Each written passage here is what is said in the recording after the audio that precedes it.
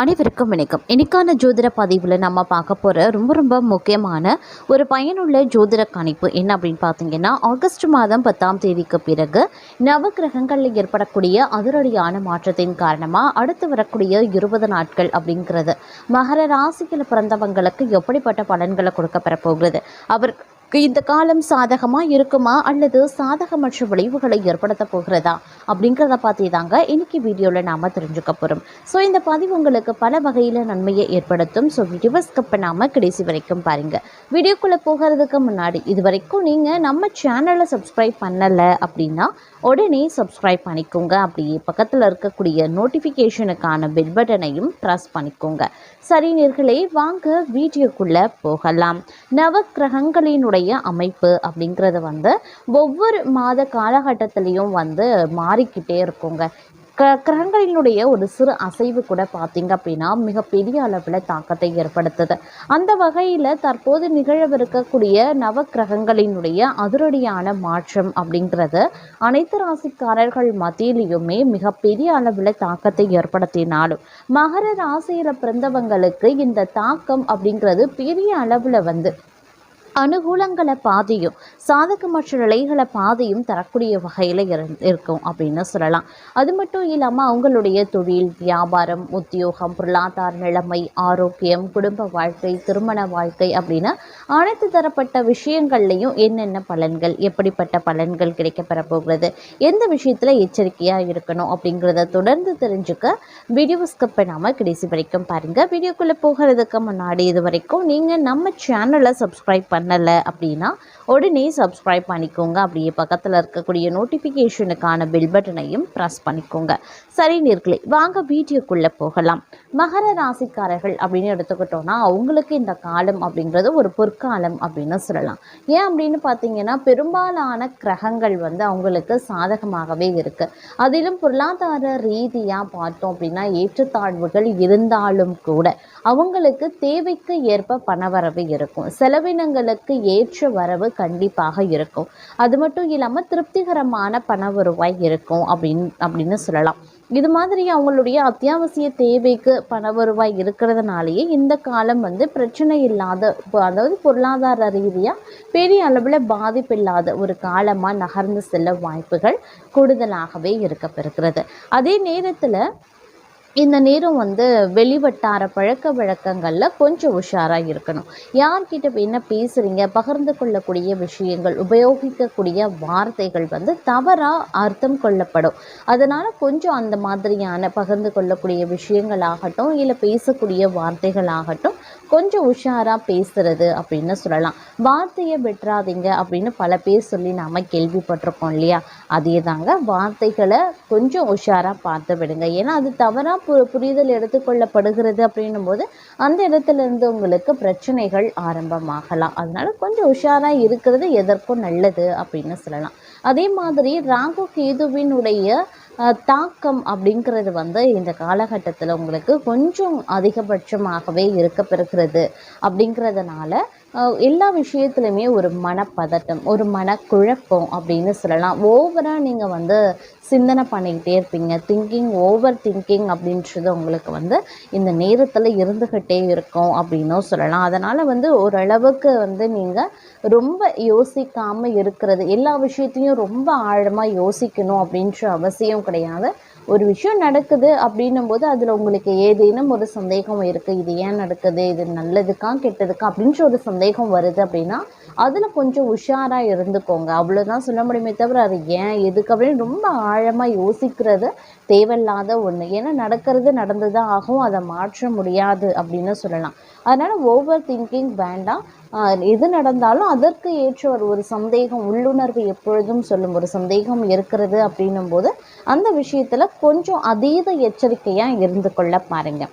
அவ்வளோதான். அதே மாதிரி எந்த ஒரு விஷயத்துலையுமே திட்டமிடலோடு நடந்து கொள்ளக்கூடிய பட்சத்தில் எந்த வித பிரச்சனையும் இருக்காது அப்படின்னு சொல்லலாம். ஏன்னா ஒரு விஷயத்தை நம்ம ஆரம்பிக்கிறோம், செய்யறோம் அப்படின்னும் போது திட்டமிடல் அப்படின்றது வந்து ரொம்ப முக்கியம். எந்த ஒரு விஷயத்தையும் எடுத்த உடனே நம்ம செய்கிறது, அவசரமாக செய்கிறது, அலட்சியமாக இருக்கிறது, அகலக்கால் வைக்கிறது, எந்த ஒரு சிந்தனையும் இல்லாமல் எடுத்தோம் கவிழ்த்தோம் அப்படின்னு செய்கிறதுன்னு இப்படி எக்கச்சக்கமான விஷயங்கள் இருக்குது ஒரு காரியத்தை நம்ம செய்கிறதுக்கு, அது தவறாக போய் முடிகிறதுக்கு. அதுக்கு தான் நாம் திட்டமிடல் அப்படின்றது முக்கியம் அப்படின்னு சொல்கிறோம். நீங்கள் திட்டமிடலோடு செய்யும்போது அதற்கு ஏற்றவாறு நீங்கள் நடந்து கொள்ளக்கூடிய பட்சத்தில் அதில் பிரச்சனை என்ன இருக்கிறது, நன்மை என்ன இருக்குது அப்படிங்கிறத அந்த திட்டமிடல்லே நீங்கள் தெரிஞ்சுப்பீங்க. அப்படி இருக்கும்போது பிரச்சனைகள் அங்கே வர்றதுக்கான வாய்ப்புகள் கிடையாது. அதனால திட்டமிடல் ரொம்ப முக்கியமான ஒன்று அப்படின்னு சொல்லலாம். ஏன்னா கிரகங்கள் அப்படின்றத வந்து சுப கிரகங்களும் கூட உங்களுக்கு வந்து அசுப கிரகங்களோடு கூட்டணி வைக்கும்போது அது கொஞ்சம் வந்து உங்களுக்கு வித்தியாசமான பலன்களை கொடுக்கும். அதாவது வந்து சுப கிரகங்கள் வந்து சஞ்சாரத்தின் போதும் பெயர்ச்சியின் போதும் உங்களுக்கு நன்மையை ஏற்படுத்தினாலும் கிரகங்களினுடைய கூட்டணி மற்றும் சேர்க்கை அப்படிங்கிறது வந்து சில பல விஷயங்களில் அசுப பலன்களை தரக்கூடிய வகையில் இருக்கிறது அப்படின்னு சொல்லலாம். சுப கிரகங்களும் சரி, இன்னொரு சுப கிரகங்களோடு கூட்டணி வைக்கும்போது அது சிலருக்கு அதிர்ஷ்டத்தை தரும், சிலருக்கு துரதிர்ஷ்டத்தை தரும். அந்த வகையில் மகர ராசிக்காரர்களுக்கு கிரகங்களுடைய கூட்டணியாகட்டும் சேர்க்கையாகட்டும் அசுப பலன்களை தரக்கூடிய வகையில் இருக்குது. அப்படிங்கிறதுனால கொஞ்சம் நீங்கள் உஷாராக தான் இருக்கணும். ஆனால் கிரகங்களினுடைய பெயர்ச்சி அப்படிங்கிறது நிறைய விஷயங்களில் நல்ல நல்ல மாற்றத்தை ஏற்படுத்தும். சூரிய பகவானினுடைய பெயர்ச்சி நடைபெற போகிறது அடுத்த 20 நாட்களுக்குள்ள. அது மட்டும் இல்லாமல் ஏற்கனவே பார்த்தீங்கன்னா புதன் பகவான் வந்து பின்னோக்கி நகரக்கூடிய பட்சத்தில் அடுத்து வந்து புதன் பகவானினுடைய நகர்வு வந்து ஆரம்பமாக போகிறது. இந்த மாதிரி இந்த அடுத்து வரக்கூடிய நாட்களில் சில சுப கிரகங்களினுடைய தாக்கமும் இருக்கிறது. அப்படிங்கிறதுனால பெரிய அளவில் பாதிப்பு இல்லை அப்படின்னாலும் கூட சின்ன சின்ன விஷயங்களில் பிரச்சனைகளை எதிர்கொள்ள வேண்டியதாக இருக்கும். அப்படிங்கிறதுனால கொஞ்சம் உஷாராக இருந்துக்கிட்டீங்க அப்படின்னா தேவையில்லாத சிக்கல்களில் இருந்து நீங்கள் தப்பித்து கொள்ளலாம் அப்படின்னு சொல்லலாம். அது மட்டும் இல்லாமல் செலவுகள் விஷயத்தில் நீங்கள் சிறப்பு கவனத்தை செலுத்த வேண்டியது அவசியம். முதலீடுகள் சார்ந்த விஷயத்துலையும் அதீத கவனத்தோடு இருக்கணும். ஏன்னா முதலீடுகள், செலவுகள், வீண் விரயங்கள் இந்த மாதிரி நிறைய விஷயங்களில் நீங்கள் போய் சிக்கிக்கொள்வீங்க. இதனால் பண விரயம் ஏற்படுவதோடு பண நஷ்டம் அடைவதற்கான வாய்ப்புகள் இருக்கிறதுனால பண நெருக்கடிகள், பண திண்டாட்டம், திடீர் திக்குமுக்காடுறது இந்த மாதிரி நிறைய பிரச்சனைகளை வந்து பணம் ரீதியாக எதிர்கொள்ள வேண்டியதாக இருக்கும். இதன் காரணமாக நீங்கள் வந்து கொஞ்சம் கோபம், டென்ஷனாகவும் இருப்பீங்க அப்படின்னும் சொல்லலாம்.